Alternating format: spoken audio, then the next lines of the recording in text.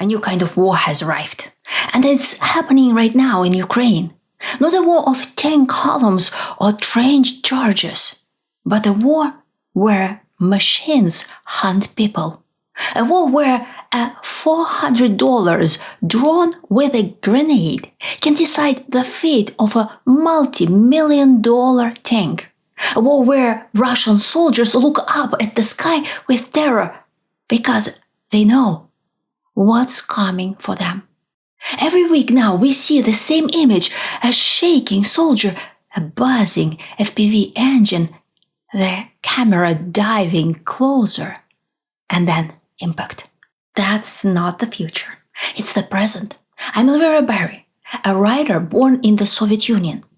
Tonight, we go inside the killer drone war in Ukraine, how it works, how it evolved so fast, and why the next phase may be even more dangerous.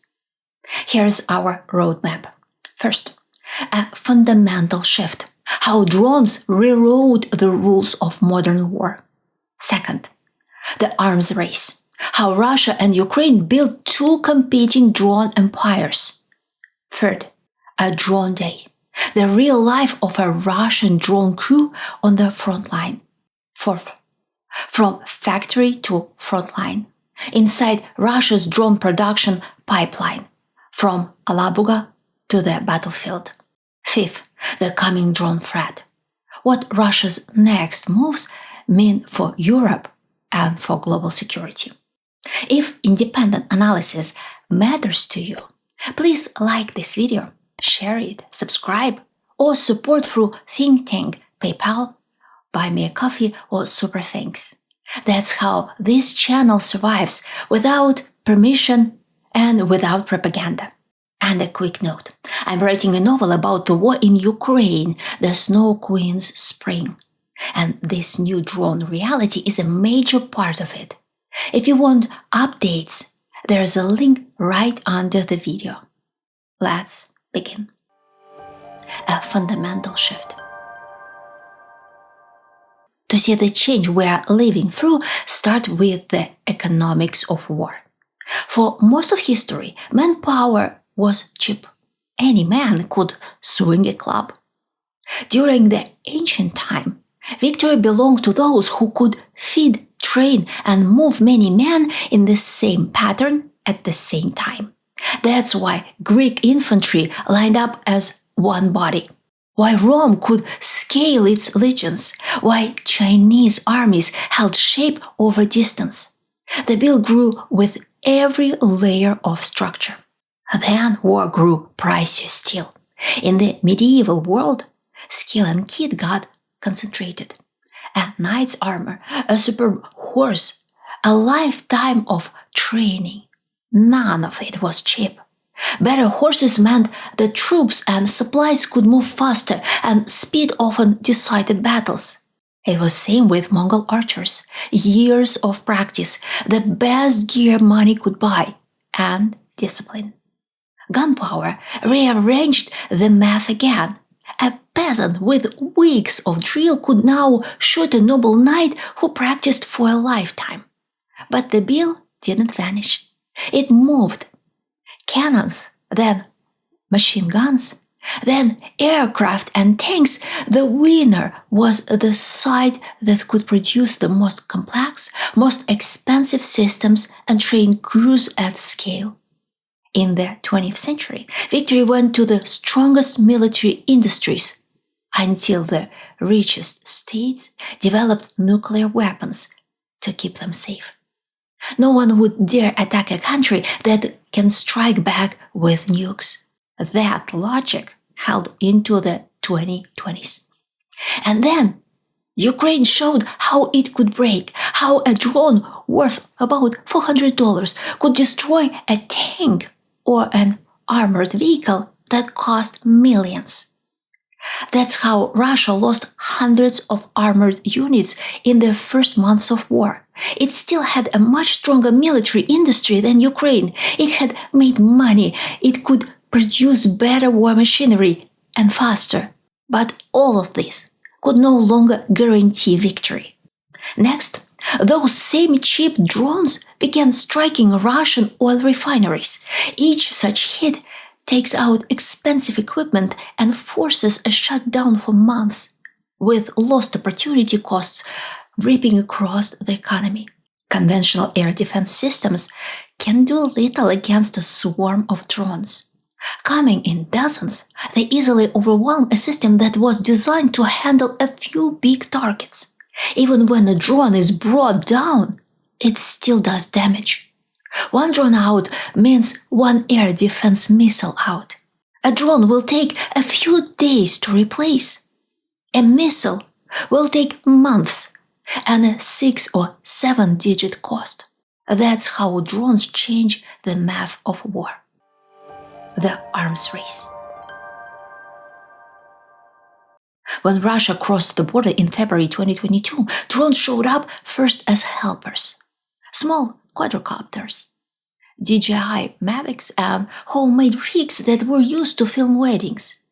Now flew ahead of infantry and watched the roads. They spotted columns, guided artillery, and filmed the hits. Those short clips did more than boost morale. They gave officers proof that a $1,000 eye in the sky could make a battery shoot like a sniper. Once commanders saw that, they began to push for more drone crews. In March, Turkey started to supply Ukraine with Bayraktar TB2 drones. They had range and endurance and carried an explosive charge. They struck convoys and depots and helped push Russian forces back from Kiev. You could train a new pilot in weeks, not years. That mattered in a country fighting for survival. On the Russian side, the change followed the same lines. If a small team with a drone could cue fire in seconds, then counter-battery radar wasn't the answer. You needed your own drones. By summer, Russian quadcopters were hunting guns, vehicles, and dugouts. Both armies were building eyes-to-guns loops where a drone observer and a fire unit talked in real time. Later 2022 brought another lesson: distance. Russia started to buy Shahed kamikaze drones from Iran and use them for long-range attacks on Ukrainians' grid and cities. They were slow, noisy, and easy to shoot down, but they were cheap and could be launched in packs, and they reached deep. By winter, you could feel a shift in mindset. Commanders began to treat drones not as support, but as the first piece on the board. Everything else, armor, artillery, even infantry movement, now orbits the small aircrafts. Lancet drones became Russia's close-range weapon of choice. They search, see, and strike in one body, and they made life hard for Ukrainian artillery and air defenses. Ukraine's mirror move was FPV kamikaze drones with warheads. They stalk trenches, vehicles, and even individual soldiers. FPVs are now the frontline workhorses because they are cheap, fast to build, and deadly precise at short range. Today there are many types of drones used by both sides. Recon quads, Mavics, and their cousins give every platoon live, stable video. Hunter killers, FPVs and Lancets, go after armored trucks, guns, and crews. Transport drones, big quad and octocopters, such as the Baba Yaga model, bring armor, water, and medical kits to trenches after dark.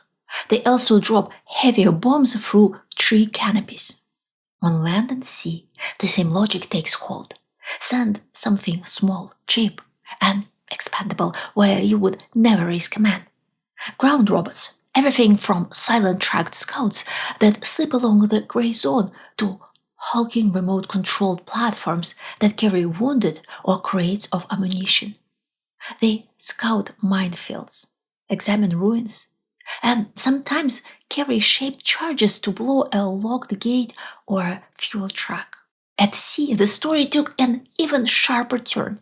Ukraine's naval drones changed the balance of power in a place where it once seemed untouchable.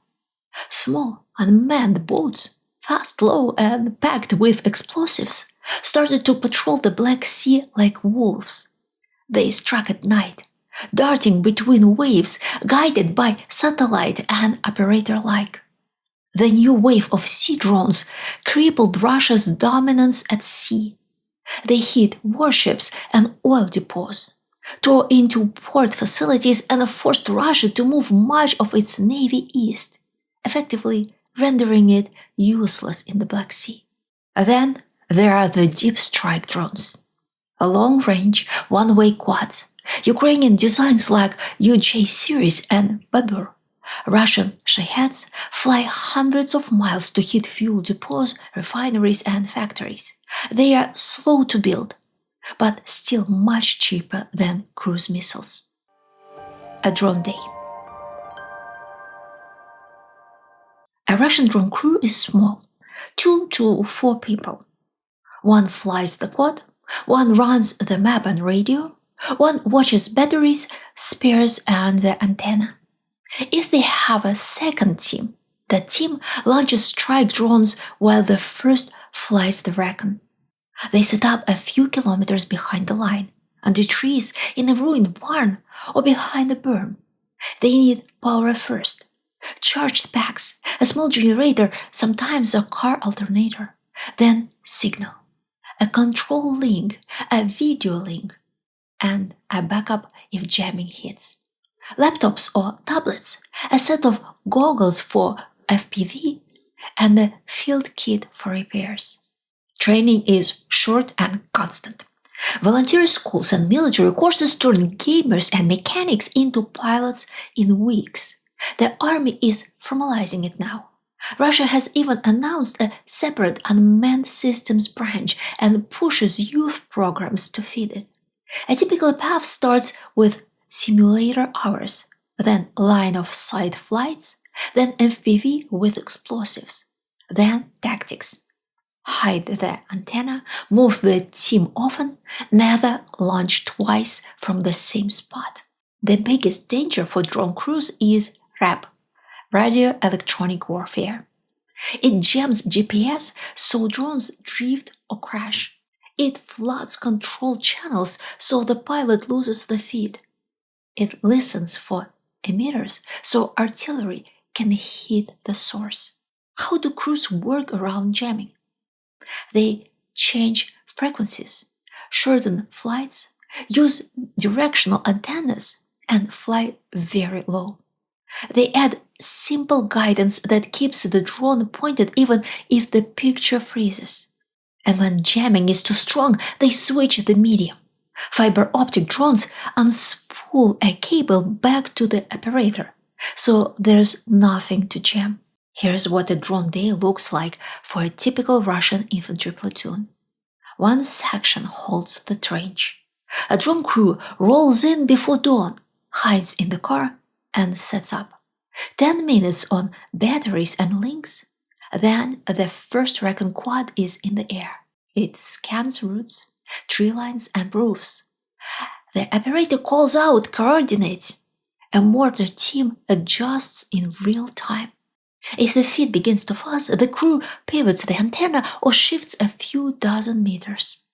Midday, they swap batteries, rotate pilots, and launch an FPV to chase a spotted gun.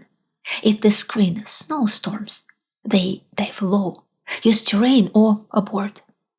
The crew moves again before the enemy can triangulate them.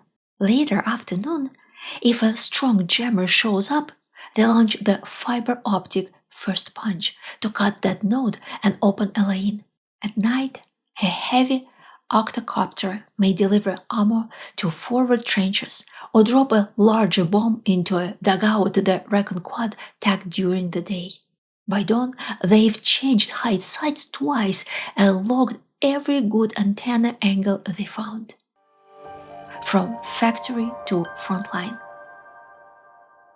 Where do Russian drones come from? Think 3 big lanes. State factories, private or semi-private workshops, and parts that slip in through parallel imports.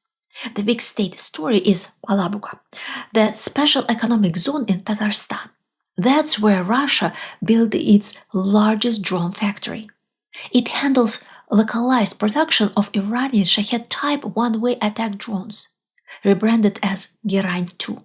Investigators have traced management links between Alabuga entities and Iranian designers. The plant produces about 5,000 drones per year. Next are workshops, some tied to units, others starting as volunteer labs or private firms.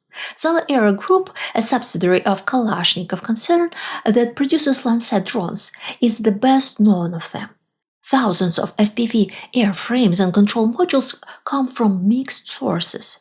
Civilian parts repurposed, 3D printed mounts, cables, and cameras. Different counts place Russia's total drone output between 1.5 and 4 million per year. The parts problem never went away. Formerly, you can't sell to Russia any electronic components that can be used to make war equipment. However, parts still flow through third countries and gray channels known as parallel imports.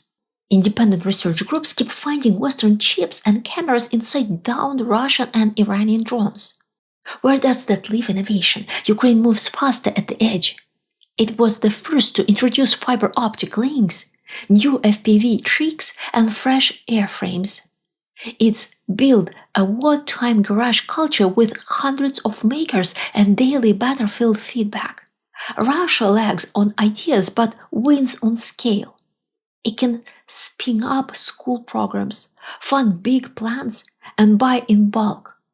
Its drones are not the best designs, but there's a lot of them, all the time. Analysts expect even bigger runs, including possible co-production beyond Russia's borders. Control remains the missing piece. The Kremlin is trying to pull the cottage industry into state lanes while keeping output high. Reports from watchdogs describe how Alabuga recruits and manages a large, low-cost workforce to meet quotas. And I have a personal story from my reader. A man she knew for years took an assembler job at the Alabuga plant this summer. The job was advertised widely in Tatarstan, Mordovia, and other nearby regions. The salary was breathtaking, 130,000 rubles, about $1,600 per month, almost 3 times the local average.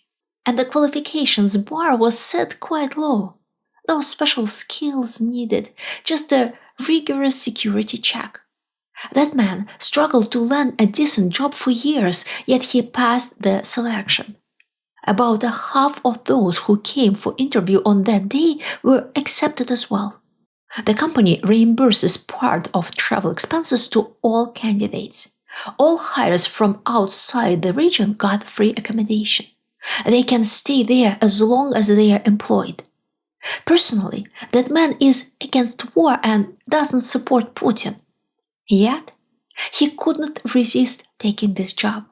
It's the best he can possibly have in Russia. He speaks no other language and has no money to try a fresh start in another country. The Alabuga plant is still hiring widely. They are scaling up as the government wants more drones. And no doubt there will be more desperate men and women willing to take these jobs as the Russian economy keeps shrinking. But not all workers come voluntarily or knowingly. Investigations by the Washington Post, BBC, and Reuters revealed that the young women from African countries, including Uganda and Kenya, were lured to Russia with promises of well-paid jobs or study programs in Europe. When they arrived, many found themselves in the same Alabuga complex, assembling drones destined for the front. They were told they would work in marketing, hospitality, or translation, but instead were placed on factory lines under tight surveillance, with their passports confiscated. Some managed to contact journalists and escape. Others stayed, trapped by debt and fear. The coming drone threat. Earlier this year, the drone war between Russia and Ukraine began to spill beyond the battlefield. Denmark and Norway reported coordinated incursions near airports and military sites. Munich's airport was shut down for hours after drone sightings. These weren't mass attacks, but even a handful of flying objects froze entire cities, revealing just how thin Europe's defenses are over civilian infrastructure. Why is Putin testing Europe's patience with these demonstrative drone flights over foreign territory?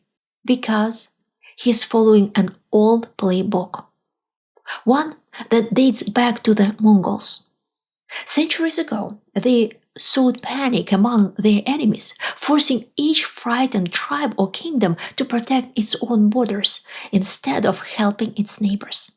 Divided, they were easy to crush one by one. That's exactly the strategy Putin hopes to repeat.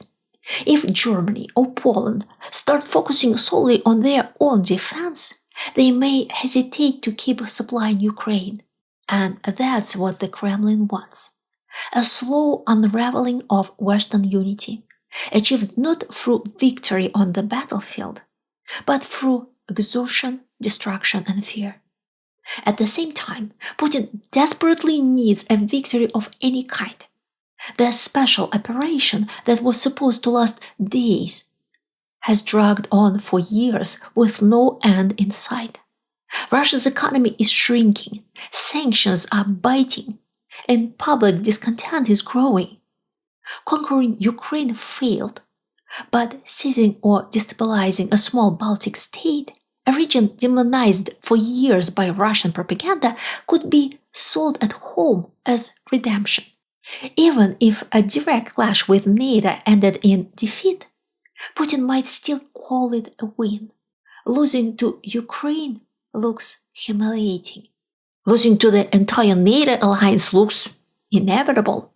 That way he can exit the war without admitting weakness.